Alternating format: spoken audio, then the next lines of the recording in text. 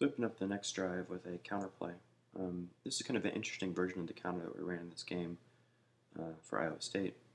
Normally when we run the counter in a situation like this, what we would do is you get your initial step from the tailback, and then you get the H-back coming across the formation, and you'd get the pulling guard coming across the formation for the counter.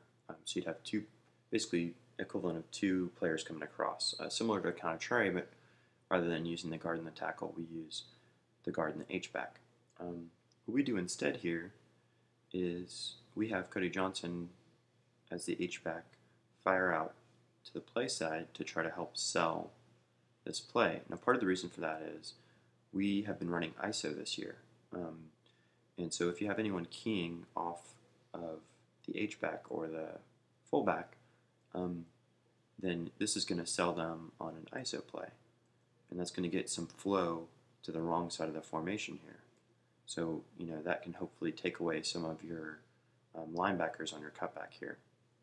So we do get that, although it looks like Iowa State's defense, what they're doing by default is they're crashing their defensive ends. They're basically saying, we don't really believe you can run inside on us. So you'll notice on almost all the running plays that their linebackers are crashing hard, or just hitting the outside of the formation hard off the snap.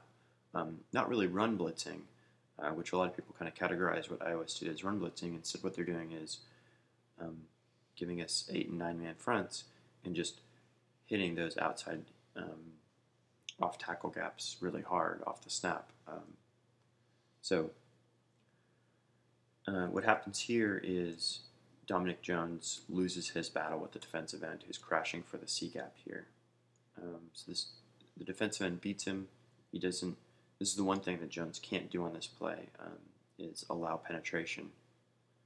Defensive end beats him, gets penetration, and on a slow developing run, that's the killer more than anything else, especially with the defensive end for him to get in the backfield. So that's what blows this play up, and Malcolm Brown gets tackled for a loss. You can see if that block gets made, then Snow was a little bit too wide on his pull here, so he's a little bit too wide to pick up this player. That's his assignment. But even with that missed block, if there isn't this penetration, Malcolm Brown gets the corner here easy and has a good chance to turn this play up for a pretty big gain. But as it goes for 6-yard loss.